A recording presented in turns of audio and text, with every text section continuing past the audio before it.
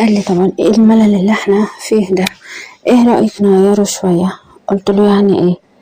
قال لي لا ولا حاجة، انا بس هنزل اجيب لك شوية حاجات علشان تعملي عزومة ليا وليكي طبعا ولصاحبي مازن.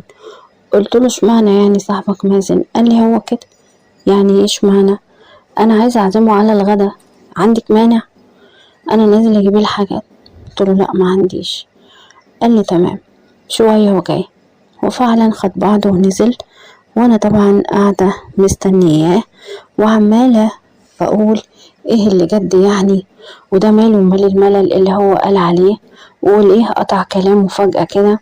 وبعدين قال لي اعزمي مازن على الغدا وخدي بالك منه كويس، واي حاجة يطلبها اعمليها معاه وشوفيه عايز ايه واعمليه له.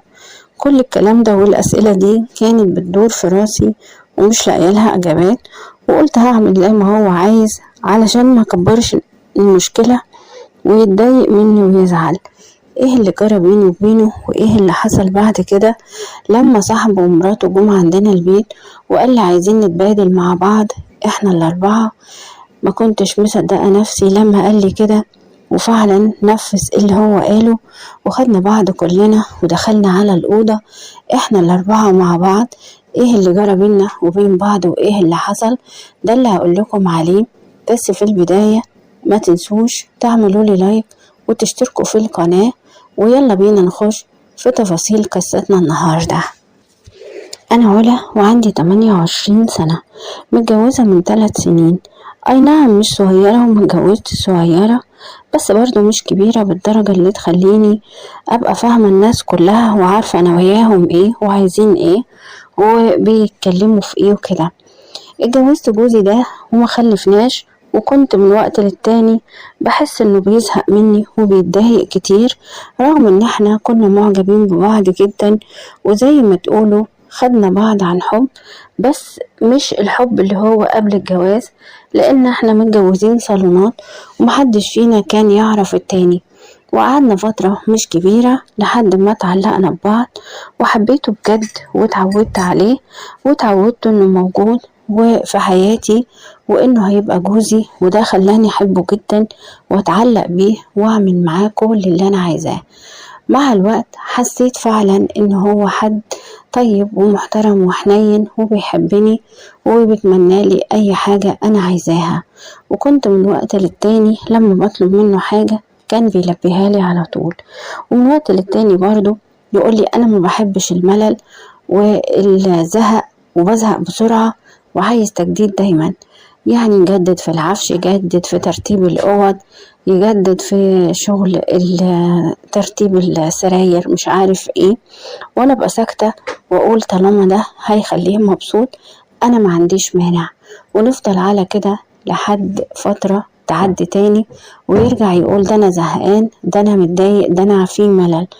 اتعودت عليه بقى، وكان كل ما يقول زهق ومعرفش ايه اسيب له البيت مثلا نروح عند اهلي، اسيبه يسافر مع اصحابه شوية، نسافر انا وهو نغير جو، نغير ترتيبات البيت زي ما هو بيحب، والكلام ده كله علشان انا كنت حريصة طول الوقت ان هو ما يزهقش مني ويفضل معايا طول الوقت، وزي ما انا بحبه هو كمان يحبني. وعدت الايام ودارت الاسابيع، وانا زي ما بقول لكم كده حابة قوي ان هو يكون معايا وانا معاكم، لحد ما في يوم لقيته بيقول لي بعد طبعا جواز مدام 3 سنين الملل اللي احنا فيه والزهق. قلت له انت ليه على طول بتمل وبتزهق كده؟ ما الناس كلها عايشة وساكتة ومبتتكلمش وكل واحد كان في بيته وخلاص. قال لي اعمل ايه بقى، متضايق دايما وعايز تجديد. قلت له طب المرة دي عايز ايه؟ قال لي مازن صاحبي اللي كان معايا بره قبل ما يجي ومتجوزك رجع مصر خلاص هو ومراته، وانا عايزه يجي يقعد معانا شوية. قلت له ده علاقته بقى بالملل والزهق؟ قال لي هتفهمي بعدين. قلت له يعني ايه؟ قال لي لا ولا حاجة، انا بس هروح اجيب الحاجات لزوم العزومة اللي هنعملها لهم علشان يجوا يقضوا يومين معانا ولا حاجة. قلت له يومين؟ هما هنغديهم ولا هنضيفهم؟ قال لي الاتنين، هما مش ساكنين في نفس المحافظة وكده وهيجوا يقعدوا معانا يومين 3، ايه المشكلة يعني؟ قلت له خلاص طالما انت عايز كده انا ما عنديش مانع. ونزل جاب طلبات العزومة اللي انا هطبخها وكده، وقال لي وانا كمان هجيب كفتة وفراخ مشوية من بره ونتغدى ونتعشى مع بعض بالاكل. قلت له زي ما انت عايز انا هعمل. وفعلا نزل جاب اكل كتير ومشويات وسلطات وحاجات كتيرة غير اللي انا طبختها، وجاب كمان معجنات ونواشف علشان نتسلى واحنا قاعدين قدام التلفزيون، وحاجات ساقعة كتير بقى وكل حاجة، منسيش اي حاجة. وبعد فترة جم وسلمت عليهم وكانوا جايبين لي هدايا ولجوزي. لقيت مراته بتقول لي انا جايبالك هدايا يا رب تعجبك. بصيت كده وقلت لها هي ايه الهدايا؟ انا متشكرة اولا. قالت لي كام قميص نوم لزوم السهرات الحلوة والدلع. ضحكت وقلت لها على رأيك، ما هو انت يعني زي ما تكوني عارفة طبع جوزي وانه بيزهق بسرعة. لقيتها بتقولي ايوه عارفة. استغربت بس ما علقتش. وشوية ولقيت جوزي بيقولي مش تشكري الناس وتضيفيهم كده وترحبي بيهم. انا كنت بقى واقفة على قدم وساق بعمل لهم كل حاجة وبرحب بيهم كويس جدا. اتضايقت منه جدا وقلت له حاضر، وقمت عملت مثلا شوية فشار وشوية تسالي وعملت شاي وكلام من ده، وجبت وجيت وقعدت اضيف عليهم وكده، لاننا كنا واكلين وشاربين وعاملين كل حاجة وقعدنا ناكل ونشرب ونهزر. مهم مع الوقت لقيت جوزي بيقولي اطفي الإضاءة شوية وخفيها عشان الجو يكون هادي أهدى من كده. قلت له ازاي يعني؟ قال لي عادي بقى. وبعدين شوية ولقيت مرات مازن قامت كده خفت هدومها على الآخر. أنا كنت مستغربة قوي ايه اللي هي بتعمله ده، خفت هدومها كده ليه وازاي؟ لقيتها بدأت تقعد بالهدوم يعني البنطلون العادي بتاعها، وقلعت الجاكيت وقلعت الحجاب كمان، وقالت الجو حر وانا مش طايقة. لقيت جوزها بيقول لها بعد شوية طب ما تقومي تلبسي الهدوم البيتي بقى عادي. قالت له على رأيك. ولقيتها دخلت جوه الأوضة عندي وغيرت ولبست حاجة كده ما يصحش تلبسها قدامي أنا وجوزي. يعني لبست بيجامة من بيجامات النوم بتاعتها هي وجوزها، وطبعا انتوا فاهمين كانت عاملة ازاي، بيجامة قط وكمان البنطلون بتاعها برمودا وشفافة جدا، والحاجات اللي تحتها كاشفة اكتر ما هي مغطية. بصت لها وتنحت وبرقت. لقيت جوزها بيقول لها ايوه كده، وقام هو كمان وقعد بشورت وفانيلا كت. قلت وفي ايه ده انا وجوزي لابسين عنهم. لقيت جوزي بيقول لي طب ما ترحرحي انت كمان، الجو فعلا حر، انا هقوم اعمل زيهم دلوقتي حالا. وقام ولقيتهم جايبين له طقم زيه كده، صاحبه يعني جايب له طقم زي بتاعه وقال له اتفضل البس. ولقيت مرات مازن بتقول لي قومي البسي حاجه من اللي انا جايباهم. قلت لها انت بتقولي ايه؟ قالت لي انا جايبه لك بيجامه زي دي وبيجامه لون تاني وستايل تاني، اللي تعجبك البسيها وتعالي. استغربت قوي وقلت لها ازاي يعني جوزك قاعد؟ ضحكت وقالت لي طب ما انا قاعده كده اهو قدام جوزك، ايه المشكله بقى؟ قلت لها يا ستي انت حره، انا ما اعرفش اعمل كده. ضحكت وقالت لي هتتعودي هتتعودي. لقيت جوزي بيقول لي قومي البسي مفيش مشكله، انت متضايقه يعني لا انا ازعل؟ لا انا مش هزعل ولا حاجه. بصيت له واستغربت ولقيتهم كلهم مصممين. قلت خلاص طالما هو بيقول لي مش هزعل. قمت وجربت الاتنين. قالت لي لا دي حلوة عليكي قوي، هتاكل منك حتة. كانت واحدة مش شبه بتاعتها التانية بقى. لبستها وخرجت لقيتهم بيقولوا لي جميلة بجد، وانا كنت حلوة وجميلة فعلا ولبس شيك وستايل. وبعدين لما شافوني اتهوسوا عليا وقالوا الصراحة انتي جامدة. ولقيت جوزها جه قعد جنبي، ولما خرجت من جوه لقيتها قاعدة جنب جوزي وقاعدين يتكلموا ويهزروا، وشوية وخدوا بعض ودخلوا الأوضة. لقيت مازن بيقولي أنا عارف السؤال اللي في دماغك دلوقتي وأنا عايز أجاوبك عليه. قلت له سؤال إيه؟ لا مش عارف. قال لي لا عارف. قلت له عارف إيه؟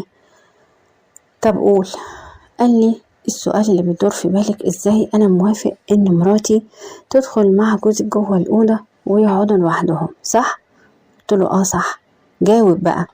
قال لي عادي، لان هي تعرف جوزك من قبل ما يتجوزك وكانوا بيعملوا كده، واحنا بنعتبر زي بعض واخوات في كل حاجة. يعني انا دلوقتي لو دخلت معاكي الأوضة هو مش هيزعل. قلت له انت بتتكلم بجد؟ قال لي اه طبعا بتكلم بجد. وشوية ولقيت جوزي بينادلنا ندخل احنا كمان، ودخلنا احنا الأربعة، وجوزي بنفسه طفى النور، وما بعرفش بقى مين كان مع مين ومين بيعمل ايه مع مين. بس اللي انا فاكراه ان احنا شربنا حاجات كتير كانوا جايبينها وهم جايين، بس مش عصاير، حاجات تانية. وبعد ما خلصنا اللي بنعمله ده نمنا كلنا برضو في نفس الأوضة، اللي على الأرض واللي على السرير ما كناش عارفين. صحيت تاني يوم لقيتنا كلنا كده، ولقيت أنا نفسي مع حد تاني غير جوزي وهو جنبي زي ما أم والدته. لقيتني كده بتجنن وبزعق وبقول لهم ايه اللي حصل ده وازاي تسمحوا بحاجة زي كده. لقيت جوزي بيقول لي اهدي وما تزعقيش، اللي حصل ده طبيعي. قلت له طبيعي ازاي يا حيوان، يلي مش راجل، يلي يلي يلي، وقعدت اشتم فيه. لقيته بيقول لي انت جاهلة ومتخلفة، اللي بيحصل ده كان بيحصل ما بيننا واحنا بره، والموضوع ده عادي جدا لأن نبدل كده وكل واحد يغير الجو مع مرات التاني، دي أحلى حاجة في الدنيا. قلت له وانت موافق على الكلام والمسخرة دي يا مازن؟ قال لي طبعا، ده كان بيجي معايا ويجيب صاحبته اللي معاه واحنا بره ونعيش أحلى أوقات احنا الأربعة ونسافر سوا دايما. قلت له أتاريك من يوم ما اتجوزتك عمال تقول لي ملل ملل وعايز أغير الملل وأكسره. أتاريك عايز تغير الملل وتكسره بإنك تدي مراتك لحد تاني. وطبعا اتجننت واتضايقت جدا وزعلت في بيت أهلي شوية لأني ما كنتش عارفة أقول لهم إيه ومحدش مصدقني. قررت إن أنا لازم أرجع البيت تاني ولازم يبقى معايا دليل. بينت لجوزي إن أنا موافقة ومرحبة جدا بكل اللي بيحصل ده، بس يديني فرصة ووقت لحد ما استوعب الموضوع وأقبله. قال لي يعني ايه؟ قلت له يعني لما يجوا بدلوا مع بعض انتوا التلاتة قدامي كده او من ورايا لحد بس ايه ما اخد على الموضوع وابقى ابدل معاكم. وجبت كاميرات صغيرة وركبتها في البيت كله، ولما اتأكدت وانا عند اهلي ان هم مع بعض وجم عندنا البيت تاني بلغت عنه واتقبض عليهم.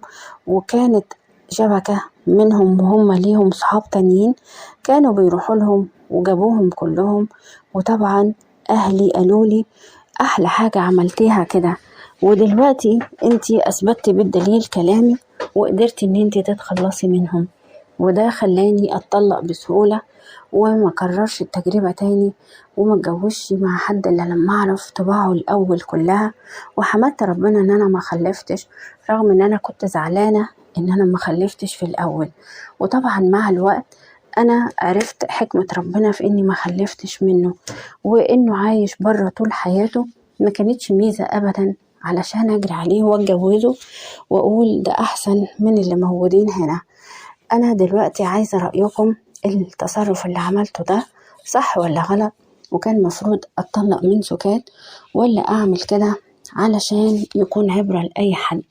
منتظرة تعليقاتكم وردودكم على قصتي. وبكده حكايتنا النهاردة تكون انتهت. لو عجبتكم اعملوا لي لايك واشتراك في القناة وفعلوا الجرس علشان يوصلكم كل جديد. ان شاء الله نتقابل في قصة وحكاية جديدة. اشوفكم على خير، هتوحشوني.